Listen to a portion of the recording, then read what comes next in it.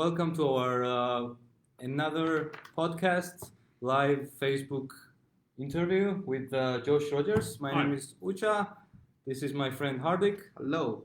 Once again, we're Startup Adventures, and we have our very special guest.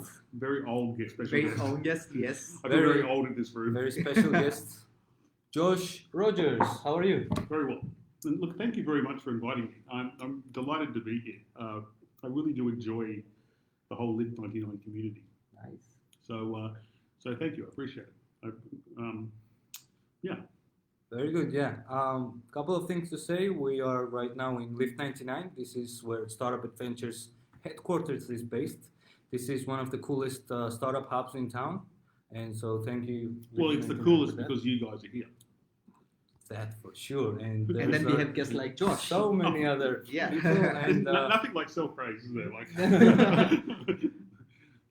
And yeah, this is my co-host Hardik. We are Startup Adventures. We show you how startup mindset works by interviewing some startups and experienced people like yourself. Shall I tell you a quick background? Is that yes. Yeah. Okay. So my name is Josh Rogers. I'm essentially I essentially design business models for startups, and I've been involved in building startups since 1996. I've been a founding team member of 23. There's brag numbers, like the valuations of those businesses have exceeded more than $2 billion, et cetera, et cetera. Many of them have been publicly listed, whether in the United States or in Japan or in Australia. I currently mentor 5 startups, and I currently consult to a fairly major group. What are the kind of profiles of those startups that you currently, I've done work across all 7 kind of sectors. So when you're talking about startups, I'm talking about two-sided models or platforms, which is where people interact. And so I've done social media, marketplaces, employment marketplaces, which are GIG. I've done fintech, blockchain. I've done gaming. I've done gambling. I've done content. You name it. I've done them all. And the reason why is because the model the architecture or the reason why they work is still the same. So there are different rules. There are different nuances depending on whether you're a social media play or whether you're a gaming play, but many of those, the fundamental playbook of actually why startups work is always the same. Mm-hmm. And one of the things that keeps me busy is that not many people know that there is even a playbook, mm-hmm. and even less people know what's in it. Yeah. So I've spent my life. That's kind of true. trying to figure that out. Nice. And I adore what I do, and so I'm in Tallinn with a client here, and I kind of came into Lift99 really looking for my own desk, just to kind of stop myself being at home and being alone. Yeah. And how long have you been in Lift already?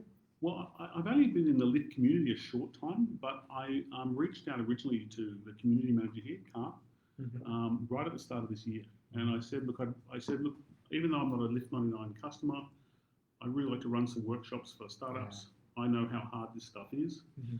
and how do you think about that? And then Kart very kindly recommended one of the team here, which is Home Study, and they reached out to me, and I kind of explained to them why what they were doing wouldn't work. And by the way, those guys are incredible. It's amazing. I've been working with them now for about 5 weeks, and the turnaround. Yeah, we have done an interview with them. Man, pretty good feedback. Yeah, the ground they've taken in a really short period of time is fabulous. Really, impressive. So they said something nice about me to Kart, and she said, "Look, can I give you a free desk, and would you become a mentor?" So I've been speaking to a range of different startups already, and then there's a lot of marketplace models and product models, and what I'm about is in mentoring people, it's about cutting through to what matters now.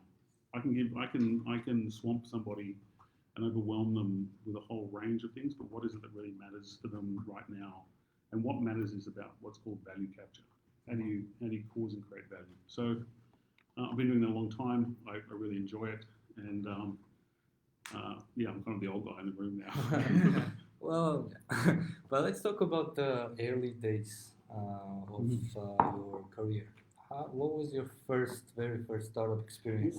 What it was I believe it or not, I was a managing director of a large food manufacturing business which I built, and tomato farm in Sydney. And I had a falling out with my business partner, who was an old kind of still awesome man, but we had a falling out. And then the point of it was that I ended up leaving. And a friend of mine reached out to me and said, look, would you come and do some consulting work with me? And he was developing the online platform for Diners Club with all of their reporting. Well, I knew nothing about that. And, I did a bit of coding, but, nothing, right?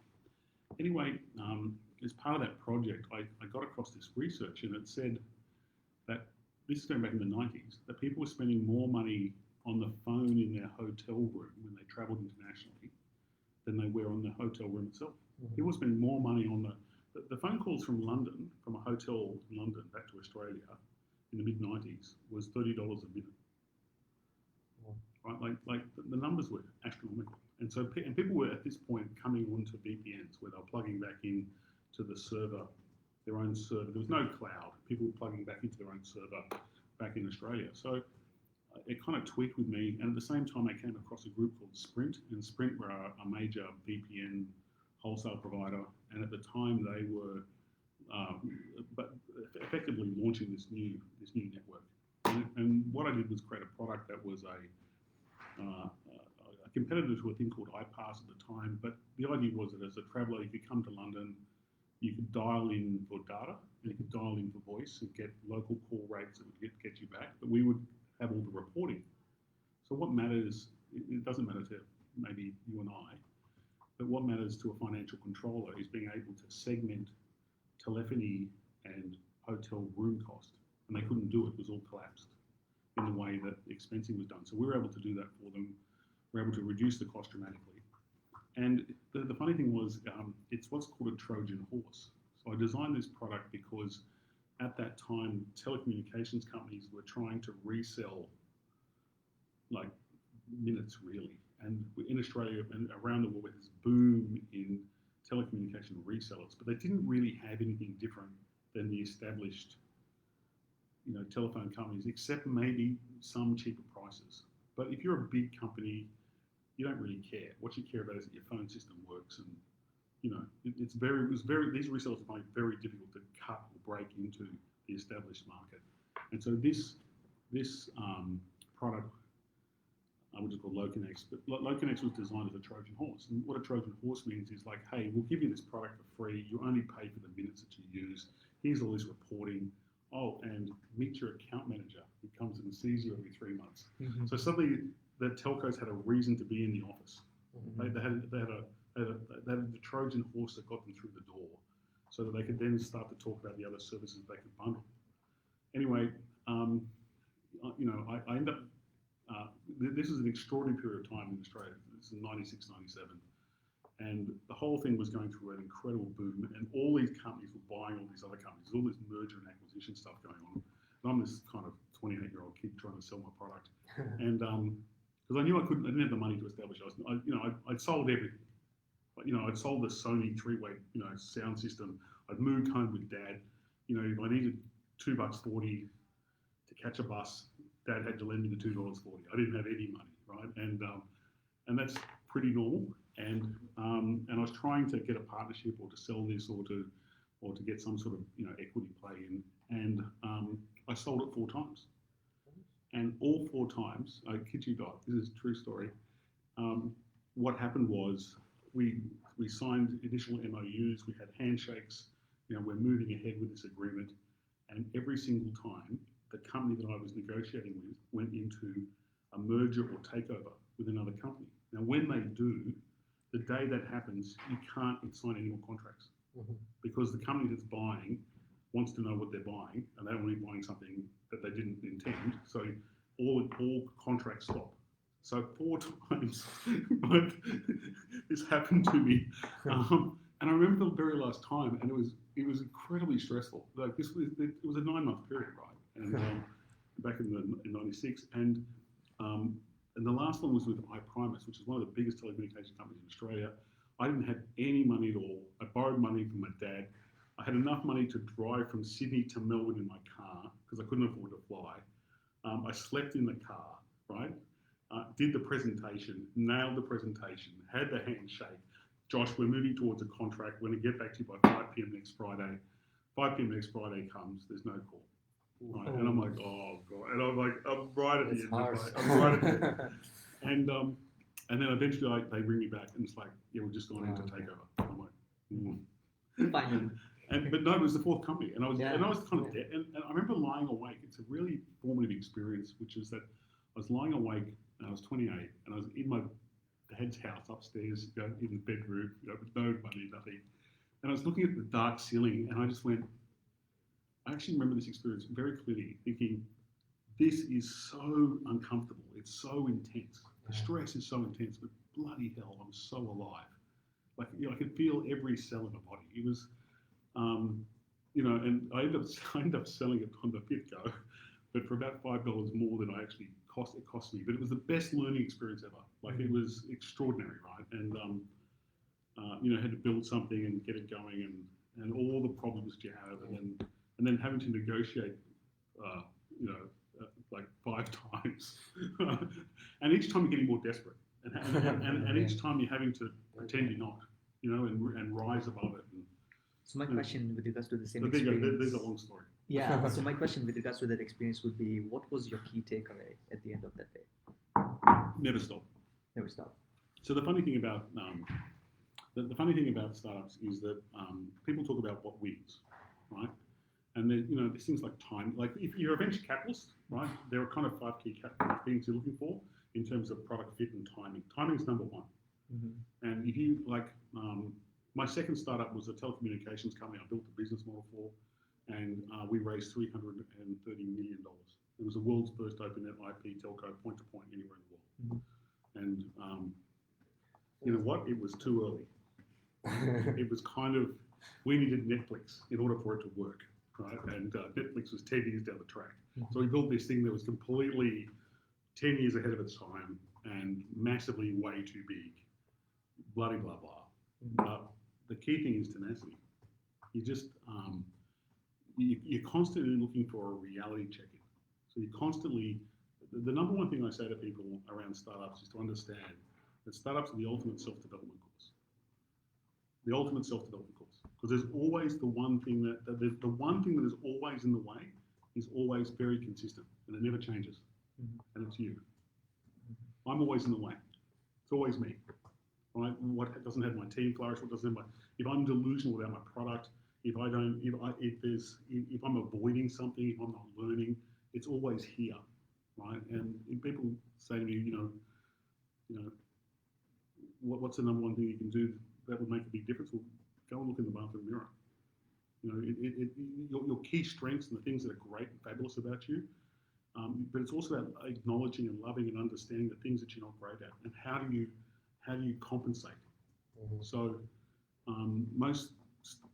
I see it as a constant failure, right? And by the way, I see a new generation now of startup founders who are much more willing to really look at themselves, because it's a full self-development program. The idea that anyone's got a good idea and they're going to make $1 billion, that's gone. Right? I've seen that world. That's just not what happens anymore, because the Instagrams and the simple functionality pieces that you didn't have to do much, and suddenly things just, network effects kicked in and it all just worked. Those models have been done. They're complete. Now the level is much higher. The sophistication and understanding is much greater. And so the answer to your question is, the number one thing is that you're always in the way. Yeah. Well, my question, what happened to that? You built the thing, you raised $300 million. It blew up. I wasn't the CEO, and I shouldn't have been. And I became an employee of the business. And they hired in Telstra executives. So Telstra is like the major kind of monopoly company. And the problem with doing that is that startups are a completely different culture than a traditional established enterprise. And the skill set for building a startup and the skill set for selling telco minutes in an enterprise company are profoundly different. And so you had a team of people who didn't really They were very good at spending money, not very good at making it in a snapshot. Now, they were very good, competent people, and I'm not, but at the end of the day, there's an absolute culture in a startup. And my view is that you do everything with band-aids and rubber bands. Mm-hmm. And, I've said this to my teams in the past, which is that if you gave me $50 million in funding, I would only tell you I had one. I'd never tell you. Right? Because the culture of creativity loves a limitation. Right? And when you don't have when you have all this money and you don't have limitations, it just gets blown on things that don't make or don't create value. And I see it time and time again. I've been involved in a startup 3 or 4 years ago that literally raised over a period of years $30 million. And it was overfunded. Yeah. The whole thing should have been done on 3. So you're saying that startups should know their valuation, and that's how. Well, no, it's a culture of being frugal. Yeah. It's frugality. Mm-hmm. Until money hits, you're running at a cliff. Right? You've got this pot of money, right? And you're throwing it away like that as you run towards the cliff, right? And the only way to get it back is to get coins coming back into it, so you don't go over the cliff. Yeah. And there's a really people don't create greatness, right? When there's just lots of money on the table. Creativity loves limitation. How you solve problems with less money. And the whole discipline of that culture, the discipline of a culture where you've actually got to justify your spend, right? That always delivers a better result. I've been involved in all kinds of businesses some with literally no money through to massively funded, and it doesn't build a better product. It just doesn't. Yeah. And part of the culture, one of the funny things that I hear. In cafes every now and then, you hear people saying, "Oh, I really like a career in startups." And I just want to go and punch them because it's not a job. Yeah, right? It's a calling, right? It's not a job. If you want to get paid on an hourly rate, I probably earn 50 cents a minute. 50 cents an hour, right? For the amount of time you put in. So it's got to be something that you adore and love, and you're willing to give your soul for. And not just as a founder, but as a team. True passion. Yeah, it's about, at the end of the day, your business isn't about making a difference. It's pretty hard to get wrapped around it. Mm-hmm. If you're only in it to make money, and there are people who've done that very successfully, it's pretty hard to drive a team that way. You can drive it. You can have a team that will work extraordinarily hard for money if they think that they're going to get rich. Mm-hmm. But it's not the kind of dynamic I'm interested in. So, I have one classic startup related question. Startups and entrepreneurs are really well known for their fail stories. That's why we all love to so many. Yes, my question is exactly that. What's your favorite fail story? Well, probably Communico, which was this telco, so it blew up. But what's interesting is I've had one just recently, and it was mine, and it didn't fail because the product failed. I got into a legal fight with my ex-wife. By the way, a legal fight I didn't know I was in, and she blocked a major refinance that the business was going through as we were launching. So I had 23 staff. I'd funded this business, and it was into launch, and I'd tested it, and I'd designed it, and I was pretty confident about it. And the whole thing, fell to the ground. And what was really interesting, so it was devastating. Yeah. First of all, it was devastating. And I went through a real period of trauma, and one of the reasons why is the shame. I felt profoundly embarrassed by the failure. Yeah. And it wasn't necessarily because of the startup itself. The model I was very proud of, and I benched it, and I might refire it back up again. But one of the reasons I was so happy to come to Estonia and consult was I needed a circuit breaker. And when you've got something that you adore and it gets robbed from you, and by the way, how it gets robbed from you almost doesn't matter.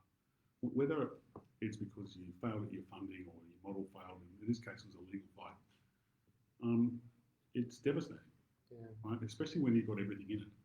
So it taught me some really harsh lessons, and one of them is I'm shocking at balance, right? And I don't know any founders that are any good at it, by the way. But it's a real discipline for me now.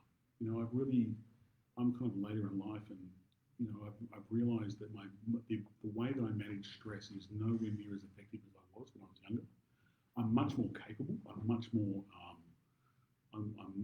productive because I know how to be productive. But one of the things that came out of all, there's a lot of lessons came out of it, and one of the lessons that came out of it is, do I really want to do it again? Yeah. And I promised myself I'd never do it on the startup, and I did another one, and it fell apart. And but there was a real mourning and a real, like for me, a real shame in the sense that I'm someone who is an expert in designing these businesses and actually getting them to scale. And I got and put my own together and it didn't work. And recently, right? Yeah. Well, about 2 years ago. And the lesson for me is how you have to crawl out from underneath your own rock. So, that shame and that embarrassment I created. My friends and the people around me don't think that. But I did. Yeah. I was in the way. And so, the lesson for me was to kind of really get my own capability and self back. And it really, I tell you, it was a serious personal journey. Really, I've taken a lot of knocks, right, in my life. And one of the things is that you learn how to bounce back. And I've been fortunate to have, phenomenal success as well. But this was kind of, I related to this startup as my Mona Lisa. Now, whether I'm not trying to be Leonardo da Vinci, but to me it was my Mona Lisa. Yeah. And because everything that I knew was in it, everything that I learned in 24 years was in this model. And the business with the most network effects in the world built into its platform is Facebook, and it has 6. Mm-hmm. And Canada, which was this startup, has 7. And I designed it that way. So it was designed to go big, but it got smashed. And then I had to really look at myself and go, look, do I want to, what do I really want to do in my life? And one of the things that I love and enjoy is actually mentoring other people. That's when you actually started mentoring? Well, I've been doing it my whole life. Yeah. Like, I've been running workshops on platforms for, 20 years. Or not 20, 15. But because I really enjoy it. And I also understand that the knowledge gap is so valuable. So closing that knowledge gap for people makes a profound difference. But I've actually just really, I've always done it as a sideline kind of thing called like, hey, you're a founder, I know you, come and meet me, we'll do a workshop and I'll show you some stuff. But I really do get a buzz out of the difference that I can make for, other founders. So I've just spent 4.5 months in Zanzibar.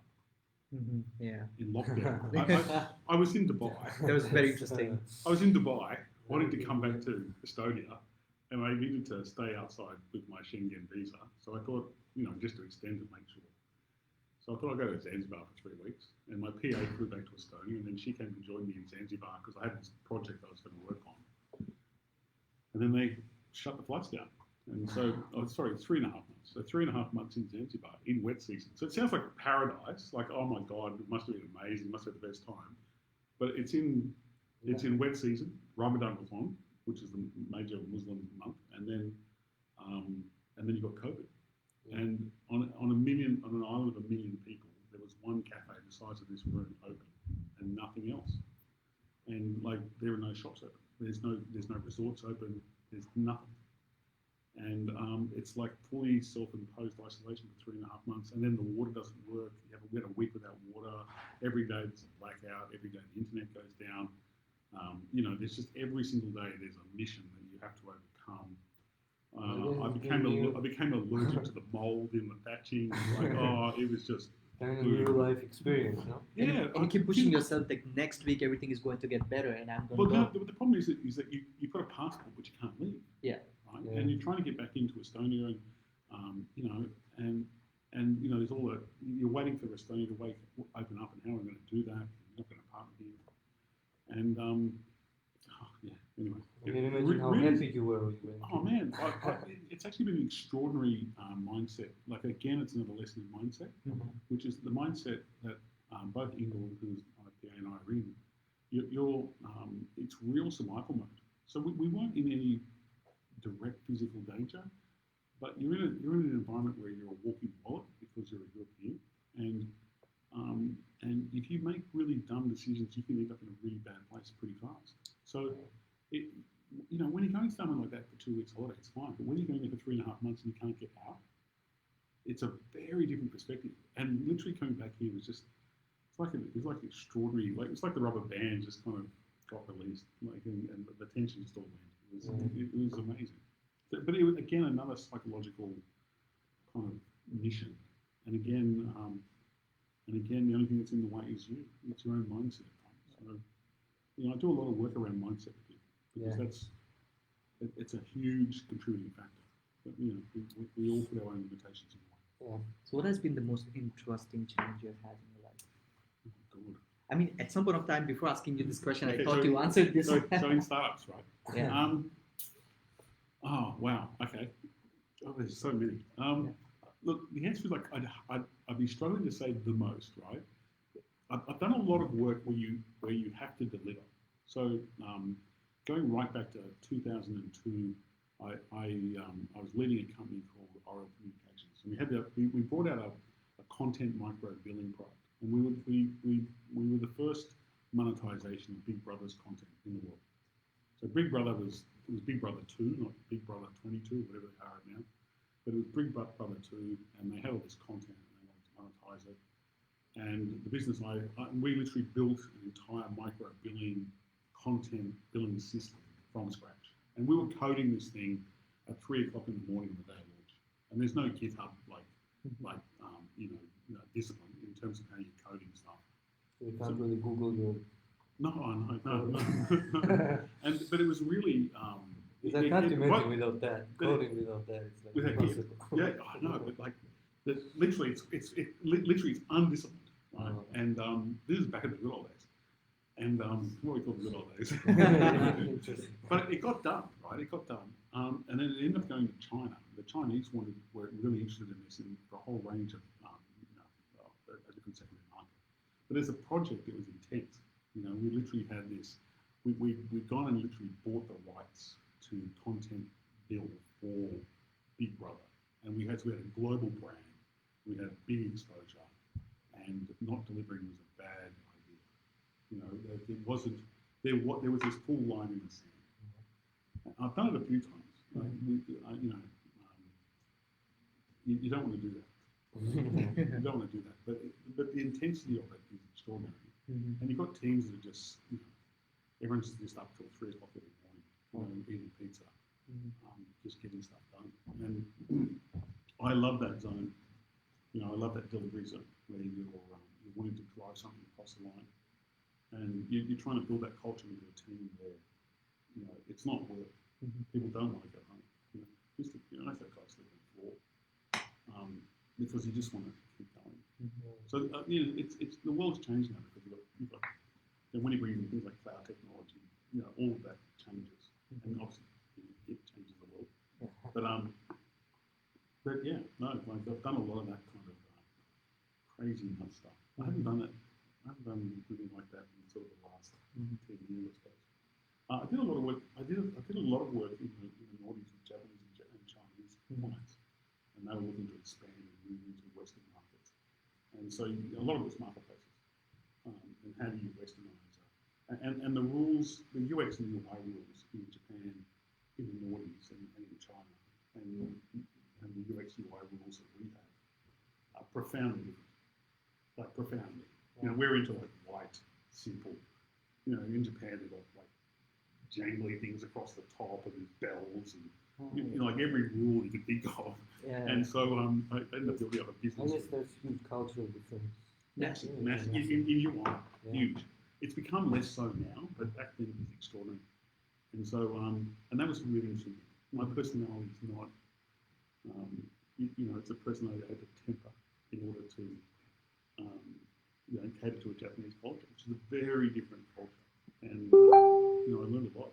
I learned a great deal. So, and then it's about delivery. You shake someone's hand in Japan, and you say, "We will do this for you by this date." And that's what we've done. Okay.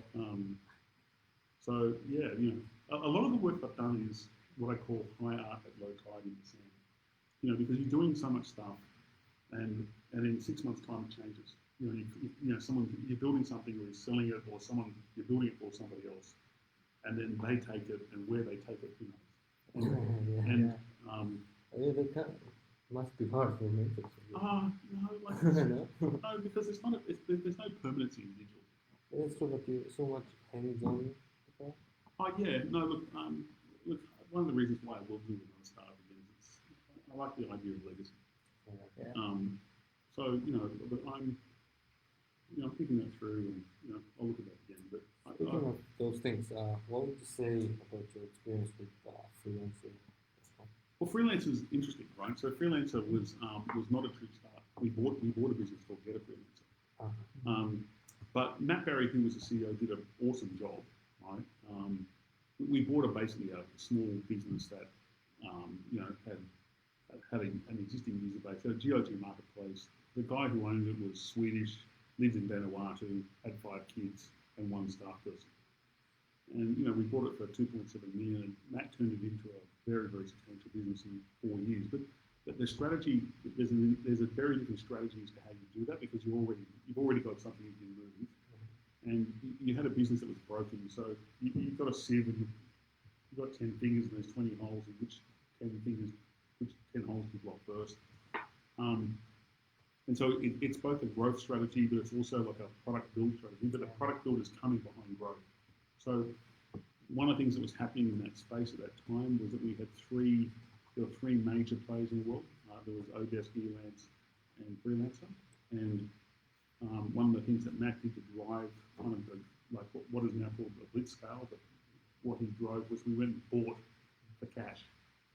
And we had the internal cash to do it. We went and bought number 4, 5, 6, 7, and 8 in the world. And we just amalgamated those numbers in. Now, the problem, that's a great idea in terms of getting high-scale growth, but it doesn't necessarily build the network effects, or it doesn't increase the value of the network effects inside the system. So, one of the problems that Freelancer had really post-listing, right, was its ability to really, compete with, to move up the value chain. When you look at Odesk now, not Odesk, oh God, what are they called? Upwork. Upwork, yeah, okay. Upwork, yeah. That's embarrassing. So when you look at Upwork, right? So Upwork is the amalgamation of Odesk and Elance. What they've done very cleverly is they've moved themselves up the value chain. Yeah. So one of the failings, I suppose you could say, is Freelance is a successful business. But one of the things it could have done that would have made a difference is it stayed very, very price driven, and that's a real problem, because when someone else is further up the value chain, or they're providing a high quality offering than you are, it's very hard for you to fight up. And effectively, what Freelancer is now doing is training the best freelancers to be ready for Upwork. Yeah. It's like an entry point for Upwork. Oh, interesting. Right, that's got a real flaw in the model, right? So, and the way you resolve that is that you must move yourself up the value chain. But like I say, it's still a successful business. Well, you said before that you bought some other platform for 2.7 million. No, we bought an original business called Get a Freelancer, and then Freelancer is that business and grew out of that. Yeah. Obviously, we grew into something far more. Sure, yeah. But what was the value of that? Did they have a lot of people on the platform? No. Look, they had about. I think they had the answer is they had a large population of users, but they had a large number of registrations. So registrations and active are 2 different things. Yeah. Right, and it's people who come and people who come back. Very easy to buy. Yeah. You can buy registered users from Poland for 3 cents. Right? So if you want to ratchet up your numbers and write a metric called, hey, we have millions of registered users, well, that's not a very expensive exercise. Mm-hmm. But what is its real value? And so the point is that in any kind of platform, the real value is actually in the interactions that are occurring internally, and you've got to be able to drive value inside the system. You've got to make the marketplace a better marketplace every day, so that people are wanting to. They love coming, they love using it, right? And it's actually delivering what they're seeking. So, you're doing 2 or 3 things at the same time. You're patching up the quick, easy fixes. you're wanting to buy users in order to give you scale and growth. That in that business we do. In other businesses you have a completely different strategy. But then you're also wanting to like lift like the internal value of the platform. It has to deliver. How do you deliver like an extraordinary freelancer experience for somebody? Now that's probably out of the three things. That's probably the one that did the least best. And that's the one that matters in the long term. Right? So the first two which Matt as CEO did brilliantly, get you moving. But at the end of the day, I've been talking to people all this week about marketplaces, and the answer is, well, what is the dream result, right? And how do you deliver it? And the way you do that is not actually by having every user in there; it's by actually curation. So you're not wanting. You want to be a big fish in a small pond, right? And if you do that bit well, then you can grow into that pond can become bigger. The goal is to be visible. The goal is to deliver an extraordinary outcome between two people, right? So you're a matchmaking business, and how do you deliver an extraordinary outcome between those two people? And one of the things that Freelancers did well is the Blitz Cup, and the Blitz Cup is a strategy where you grow faster than the product does. Right? You put all your resources into growth, and the product's kind of a bit messy, and you clean it up on the way behind you. Because the product growth is driving the network effects, but in order to do that, you have to get users inside that you're bringing on to start to interact inside the system. If you don't do that, if you don't cause engagement, then all of that effort is wasted. You spend all this money and effort and resources on getting people in, but you can't get them to actually participate inside the community that you're building, the online community you're building, and interacting in the way the system is designed to. If you can't get them to do that, that money becomes, that thing just burnt it. Yeah. And getting them back is really hard. So what people don't understand is that once you start growing, the thing that matters more than growth is retention. Because every customer you lose, you've spent money on getting them. You've lost them, and you're going to go and get them back. You're going to get another one. So that's a very expensive exercise. Yeah. So when you look at Apple and a whole bunch of other, like you look at Google, Facebook, they make it LinkedIn, they make it impossible to leave. Yeah, that's true. and that's a very articulated strategy. And the reason why is because you might be upset with them today, but you don't quite leave, and you might be able to hang on to them and keep you and get you back, which is often what happens. And the reason why is the price of losing someone is, and there's a whole statistical thing around this as well. But the price of losing someone is very high. So retention actually matters more than growth in many ways, but only once you're starting to grow. Yeah, I heard it once. It's very hard to get it, but twice as hard to maintain it. Yeah. And so that's what we call traction. Right? And what traction is about how you. Traction occurs from more users. It occurs from the users you have interacting more, and it occurs from the users who are interacting. Those interactions becoming more valuable. So if you think about Facebook 15 years ago and Facebook today, the way that people interact and post and carry on inside of Facebook is far more valuable for them today than it was 15 years ago. Yeah. So they've built traction inside of that. And what traction also does in that value is it creates what's called a switching cost. So it means that if I go from Facebook, or network effects do this as well, but if I move from Facebook to someone else, what's the cost to me? Now, in Facebook, the cost is gigantic because Facebook has what are called very, very powerful network effects. And network effects are the small benefit that you provide me when you join the platform. So, or everybody in the platform. So there's 1 billion people in Facebook, and you join Facebook today, you actually make a small benefit to everyone else. Because suddenly there's now more people that can interact. Now, you might not, you go, well, that's kind of doesn't sound like too much. But what people don't understand is that the benefit becomes exponential because each new person coming in creates far more new interactions that are possible in the system. And what that means is that you might join Facebook to post with your friends, but one of the benefits of being in Facebook that you might not think about when you first register with them is that when you walk down to the pub and you meet someone, you can friend them. And you didn't join Facebook to do that, but you can. Yeah. And the reason you can is because there's 1 billion people on Facebook. Yeah. So the reason everyone's in Facebook is not because Facebook has great functionality.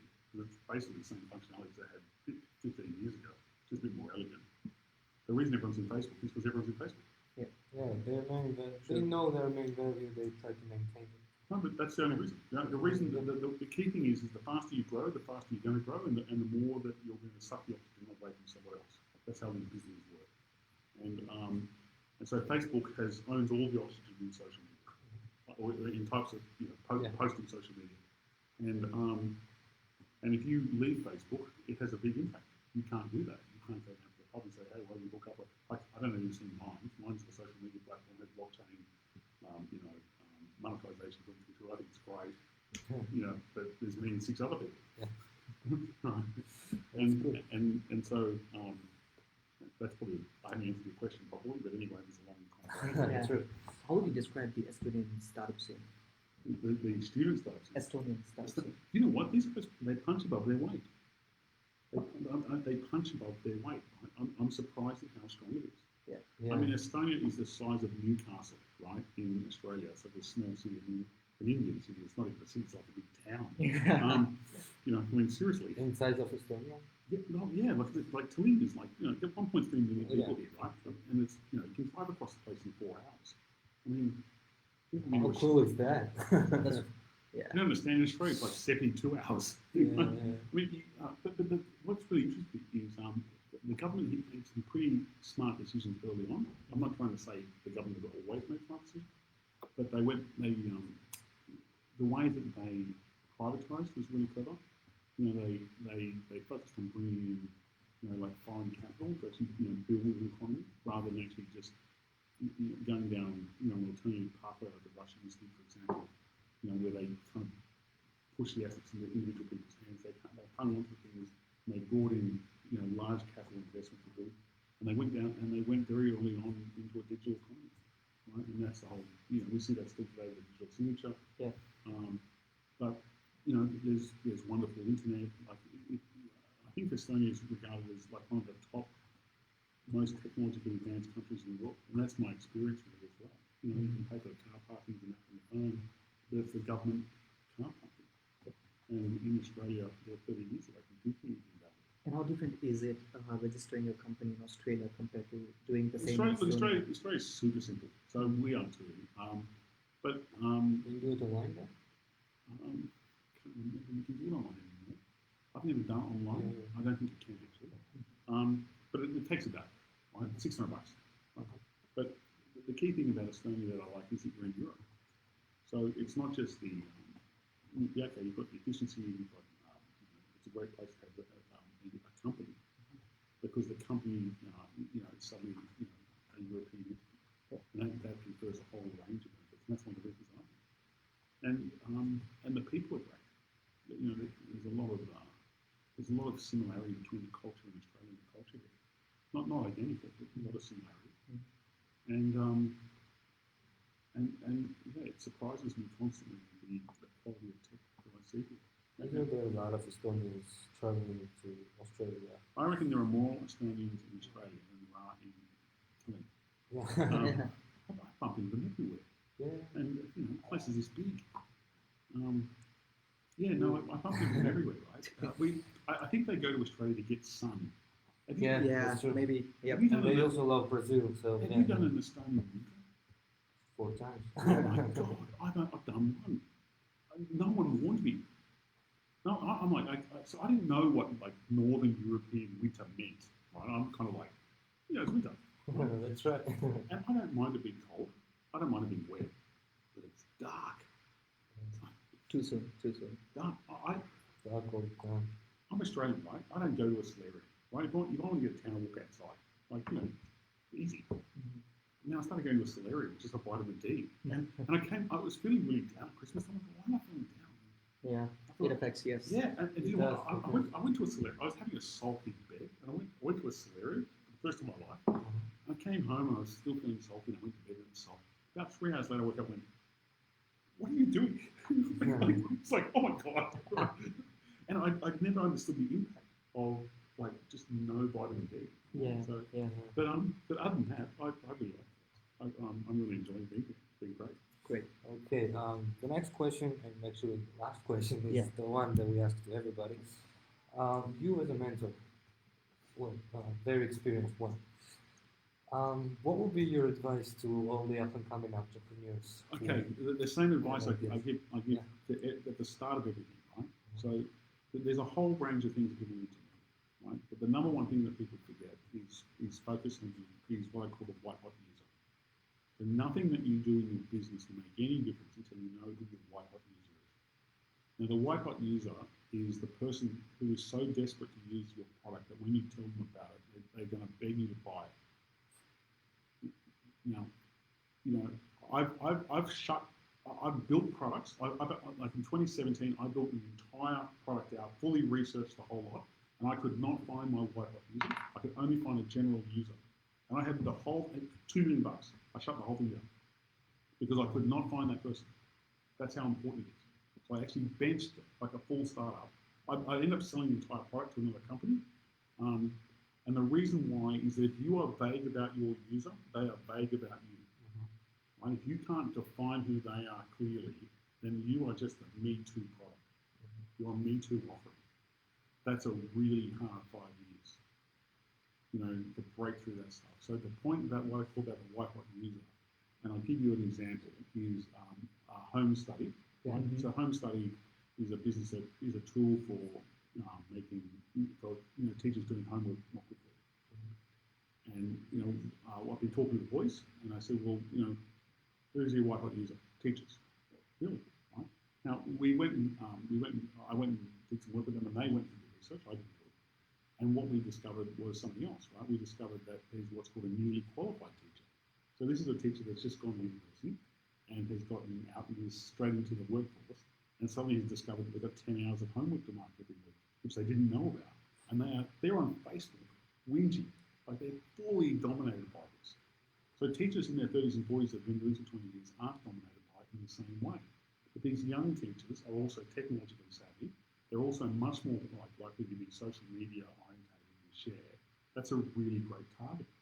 And then within that, we found, and by the way, this is not definitive because the boys are still defining it, but within that, that showed up much more powerfully in the UK than just about anywhere else. So what you have is, now the other thing is that their target product is for students who are handwritten homework. So that's primary school, early high school. Now, in the last 30 years, what you've seen is a decimation of men